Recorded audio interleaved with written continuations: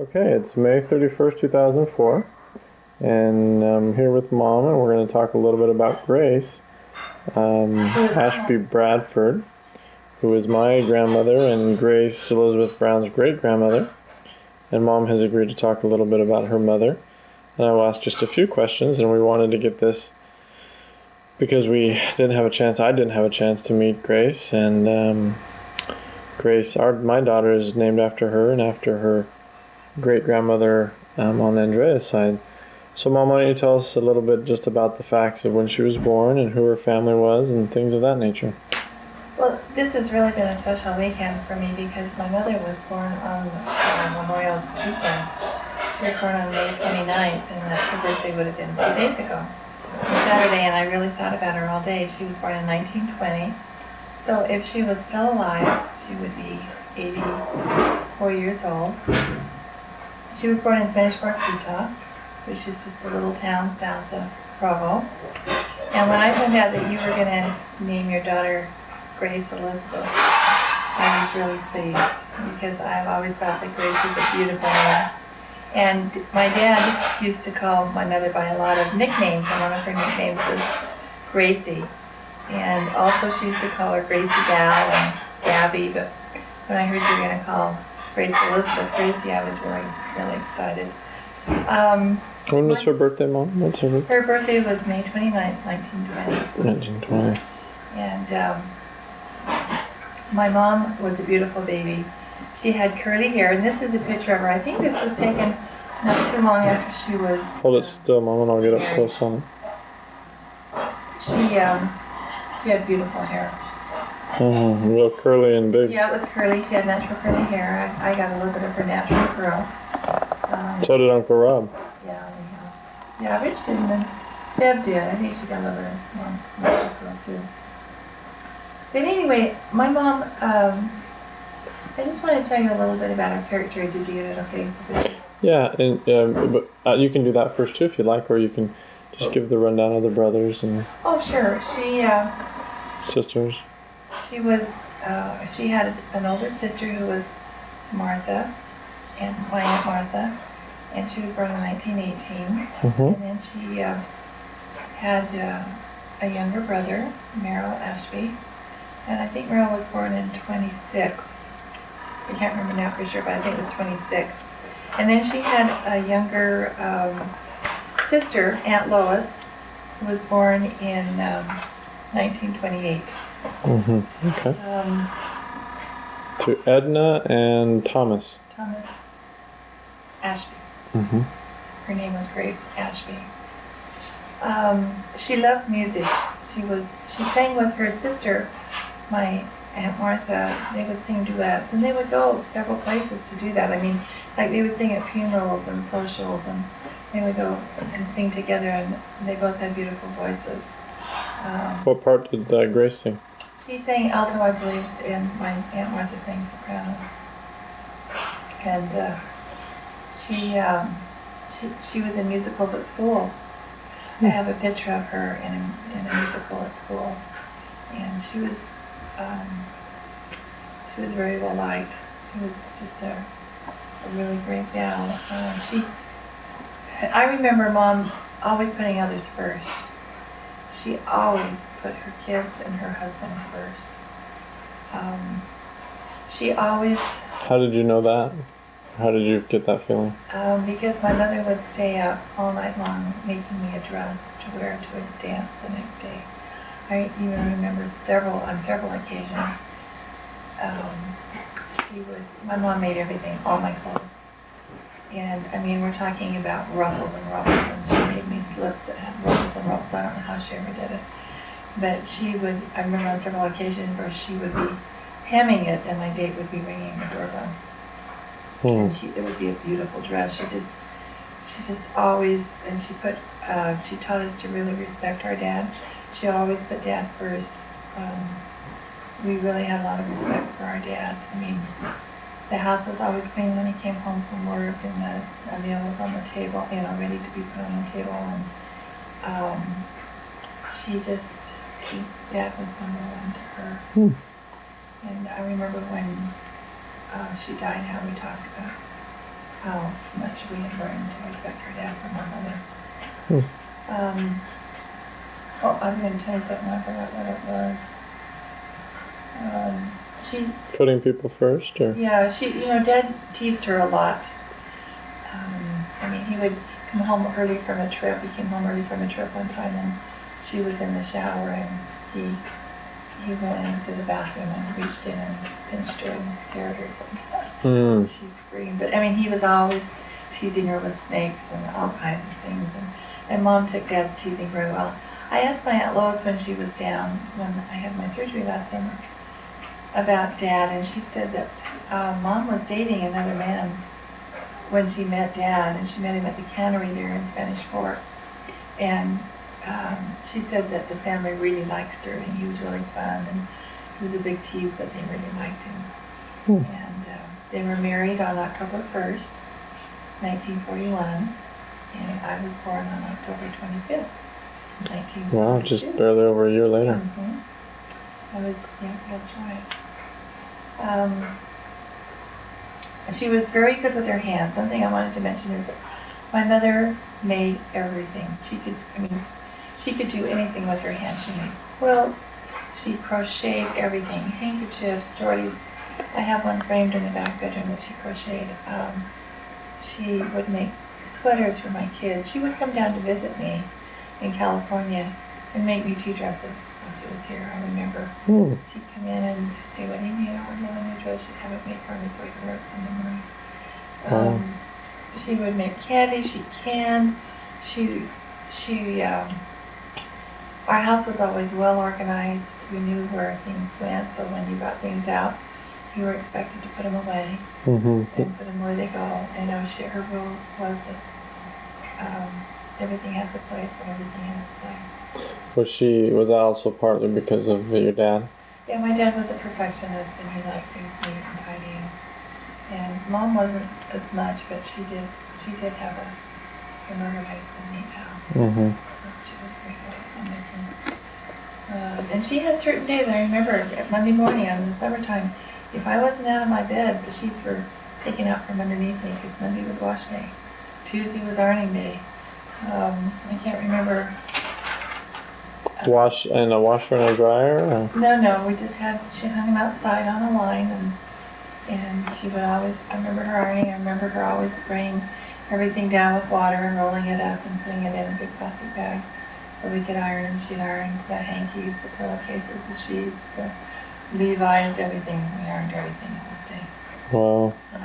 Saturday was always yard work. I always went grocery shopping with her, and I loved going grocery shopping with her. And Mom was just a real calm, even, I don't know if the word, I had a couple of things written in here. I don't know if it's, she was very, very loving, very kind, kind of reserved, maybe a little bit. That's what Dad had said. Is that what Dad said? Yeah.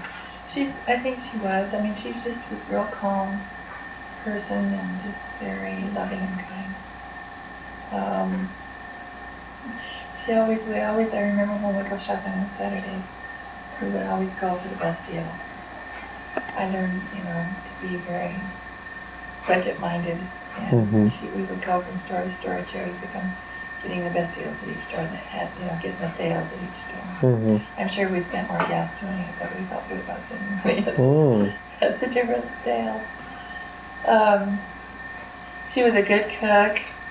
I remember I learned canning from her, sitting in the kitchen and peeling and peaches and canning with her. She tried to teach me how to quilt, and I didn't like it because I always pricked my finger, and that's how you quilt. You have to prick your finger to know if it's gone through the sandwich of material. Oh, really? Yeah. And so I didn't really pick up that skill very well, but I do like to crochet and do things like that, but I don't dare do near what she did. She just, oh my goodness, she thinks so many things. Now, can you think of any specific experiences, Mom, of you can either go start in your childhood and go to your teenage years, or go teenage back, or adulthood, or married? Any specific interactions with Grace, specific experiences that you had that were memorable to you? Well, I kind of mentioned a couple with her coming to California and the wonderful time we would have. Oh, I remember one when we This happened just not too long before she died. Well, it was the summer before she died. She came down to California, and she wanted to take the girls shopping. Girls meaning you and Chris? No, her daughter-in-law and me, and we went shopping, and I think Bev went with us too. I never know if Bev went with us or not, but I remember. So she brought Karen and Yeah, Annalita? I think it was when we were here for Thanksgiving, if I recall right. And she took us all, I remember, I'll never forget it, we went down to Montclair Plaza, and we were gonna, excuse me, we were looking for a dress, I think for her, but when we got down there, she said, oh, let's all buy a dress. And I'll never forget that trip. We laughed. We had so much fun. It was such a memorable experience for me. We all ended up buying a dress. I remember trying them on and laughing about our different figures and tabs and whatnot here and there. And she enjoyed it so much. And I remember we tired her out. We were worried about tiring her out because she'd been fighting cancer for almost 2 years. What year would this have been, Mom? 71. She died in 72. Oh, so it was 71 when she came down. And that was really, really a great experience. I remember being in the hospital with Mom and sitting around with several of my siblings, and we always had a good time when we got together. We always laughed and joked. And I remember taking a mental picture of that day. We were sitting in the hospital and in her room, and she was sitting up in bed, and we were just laughing so hard we were just about to rip open. And thinking, oh, I'm so glad that Mom can remember, or would be able to remember these good memories, you know. We were all laughing and having a good time. I remember one time when she was in the intensive care, they would only let her visit us just for 5 minutes at a time. And I remember they wheeled her into a little waiting room outside the intensive care.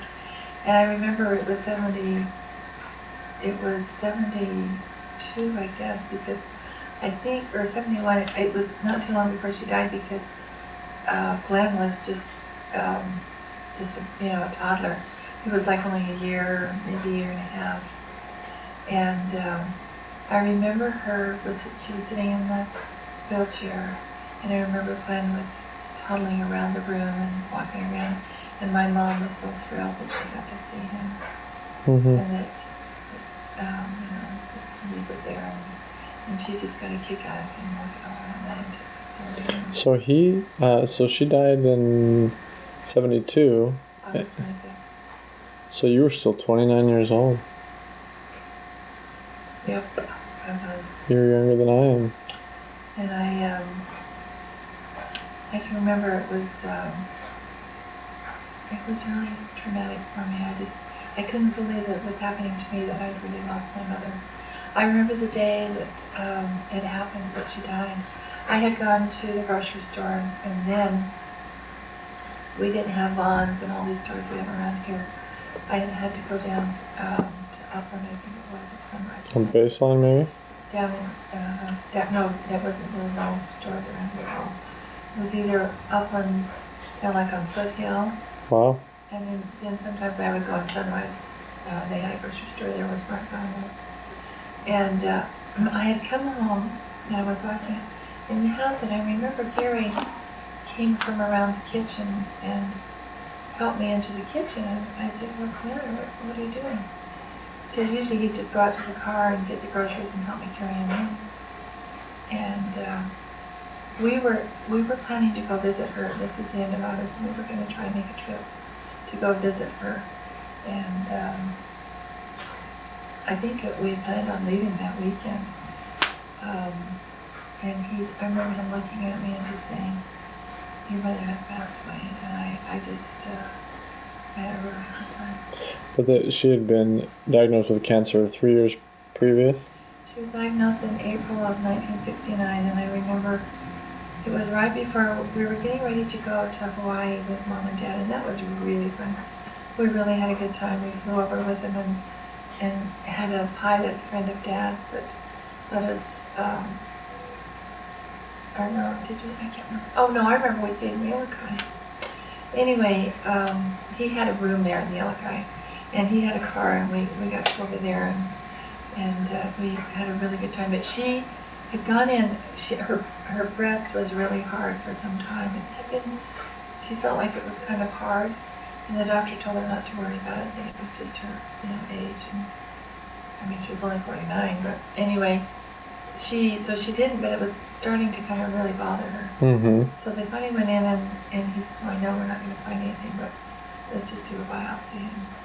And when Dad first called me, he said, "We're really excited because the biopsy is negative. There's no cancer." Yeah. Yep.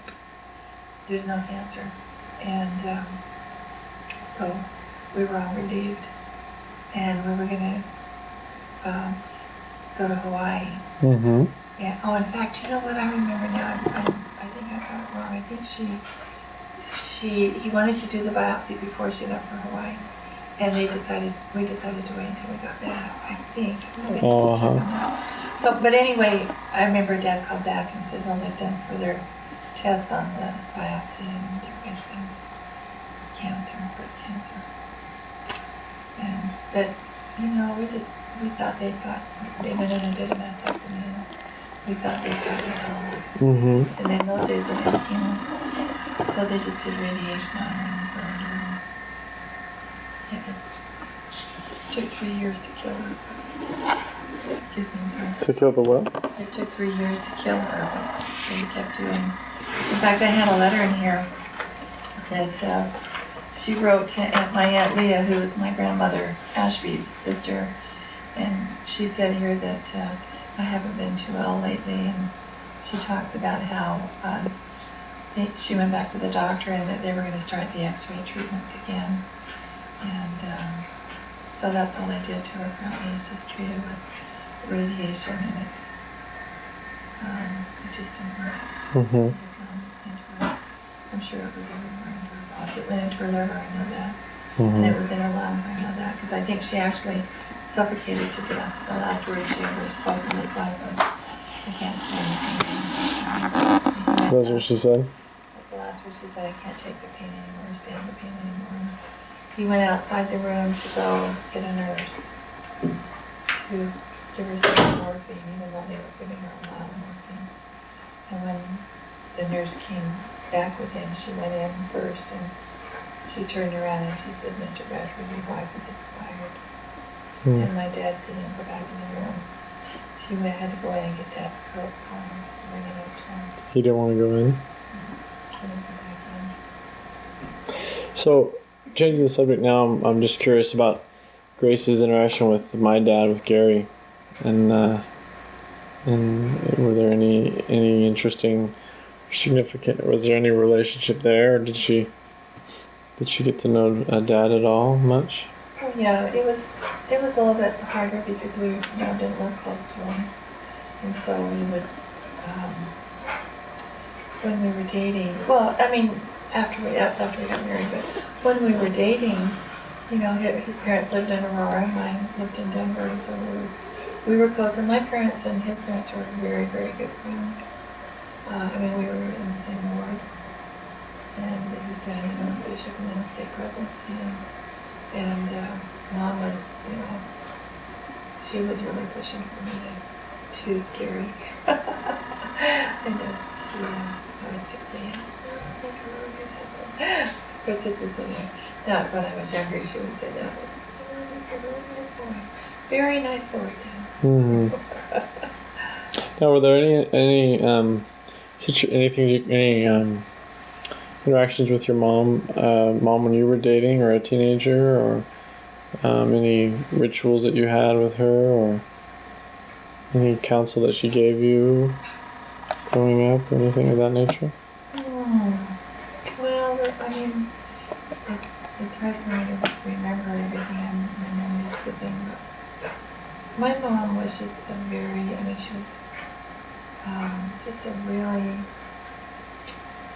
I don't know, I didn't realize what a wonderful, you don't realize how wonderful a mother is until you're married and you're trying to raise your own children. But we were very close. We were very close to that family. How did she do that? How did she accomplish that? No, we never, I think the way that they accomplished it was that we were never critical. Our family was never critical, but very positive. My dad was a very positive person. I mean, he was very strict. My dad was strict, and like I said, he liked things neat and tidy and was, affectionate, but my dad never, ever, I can never remember him talking about anybody in our home. I mean, it wasn't positive. He and my mother, I'm sure that they had disagreements in their bedroom, but I frankly cannot remember any time my parents fought. And my siblings can't either. It was just, we just lived in a very positive, upbeat. My dad was always praising us, my mom was always praising us. We always helped each other, we worked together, we always worked together. Every Saturday was our work day, and my parents always worked with us. My dad would always show us how to weed the garden, and he'd be out there working with us. He'd show us how to take care of the yard. And my brothers-in-law hated it because we had so much lawn to mow, but my parents, and they always believed in going on vacations together. We always took vacations every year. And we just did everything together as a family. And in church, I even remember people coming up to my parents and asking them what they had done to create such a strong family, modern family. And even to this day, we still have a very strong family. Yeah. And you think Grace set the example by showing just love and kindness and tenderness toward the family first? I think she did it by making us realize how important our dad was to her. I really do. She really respected our dad. And he would call every day, and he respected her. I don't want to give the impression that he didn't respect her. We knew he loved her, even though my dad said to me before he died that he wished that he told us more often that he loved us. It was very hard for him. He had a very hard childhood, and he didn't verbally tell us that a lot, but we knew it.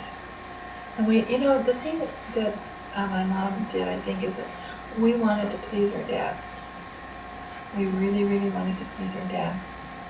And I don't know what Mom did to create that in us, but we just had a really close family. Mm-hmm. How did she? Was she kind of a peacemaker then? Very much so. Oh yes. One time Dad was wallpapering, and being the perfectionist, he wanted everything just perfect on the wallpaper, and he just put up a piece of wallpaper on the wall. We were in there trying to help him. We always helped. We always had his work with him, and he got it up, and he was all done, and he was smoothing it out, and all of a sudden, the top of it fell down over his head. And I'd never heard my dad swear before. And he swore, and my mother took us and ushered us very quietly and calmly and quickly out of the bathroom. You were in the bath? Oh, is that where you were wallpapering? Yeah, that's where we were wallpapering. And took us out, I remember that. So we went here because, I love these four again, but we weren't in there anymore. Mm-hmm.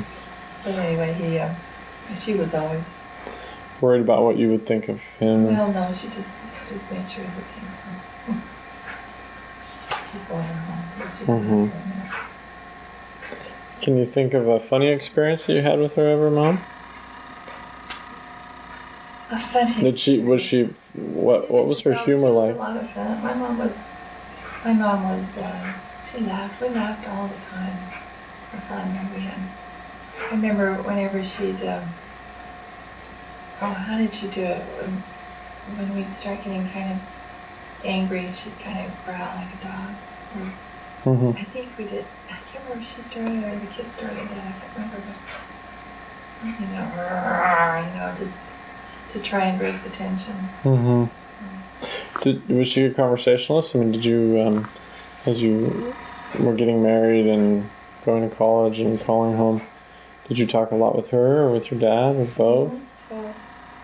In fact, one time I remember I was at school and I was kind of having a hard week, think my mom sensed it, and she called me one day. I remember this, and she said, "Would you mind if I came over? I'm really missing you." At school? Mm-hmm. And I remember she came, and we went downtown and shopped. Oh, she pulled you out of school? I just kind of remember that. And no, it's on a weekend, I think, because she was with me. Oh, school meaning you were at BYU. Oh, at BYU. I'm sorry. I was at BYU. I was living at A. Richards Hall. And she was in Spanish Fork? No, she was married in Denver. Oh, she was in Denver. Yeah. And I remember she called around to come over. She said, "I'm really missing you." So she came out from Denver? Mm-hmm. Flew over to Salt Lake, came down and visited with me. And it was really good. I really needed that. So. Oh, that's nice. Yeah, but she was, I mean, oh, she was a lot like my grandmother. She'd come over and she'd make cookies while she was there. And oh my goodness. So she was also a hard worker. Very. Very. She would have quilts set up in our dining room, and I'd sit underneath them while she and Grandma would quilt above me, and it was for my wedding. I mean, I remember just sitting around and talking. It was just talking and, being with Mom. Mm-hmm. Well, that sounds great. And so, what's that?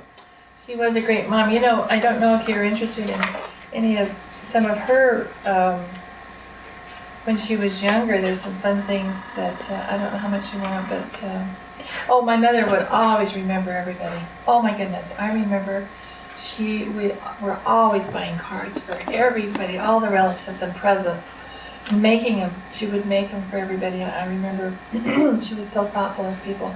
When they were sick, when she was really excited for it, I remember going with her, taking casseroles and cards and doing all kinds of things. I don't know. Here it is. Even in here, it says you always try to do things to please Sterling, and you taught your children respect and obedience, and that's exactly right. But really quick, just maybe a couple of things. When Mom was born, when Grace was born, her mother was very, very sick. And I remember my grandma Ashby being sick a lot, and she had a very hard time.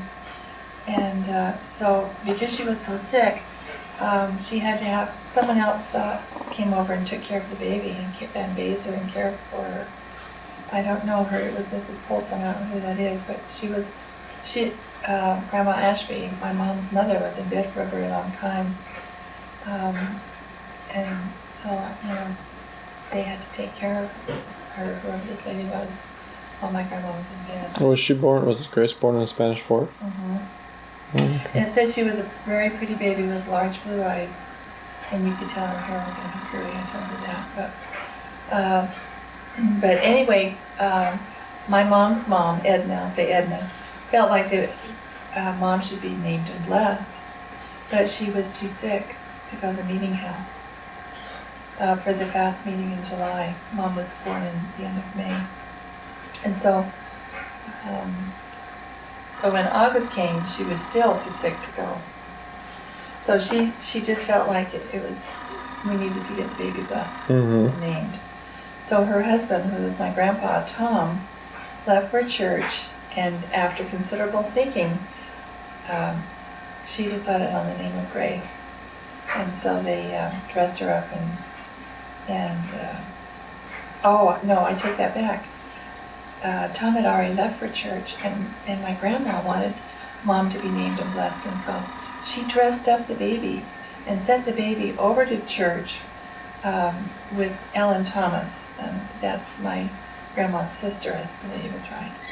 And so Tom was sitting there, and in walked his sister-in-law with their new baby, Grace. And she walked up to him and told him that the baby was to be named Grace. And so Grandma Ashby wasn't even there, her mom wasn't even there. But they blessed her, and then he blessed her, and named her. And then that's early Christianity. And they took her back home. So that's kind of interesting. Poor Tom was sitting there, didn't even know he was going to bless his baby and name it that day. Good. So anyway.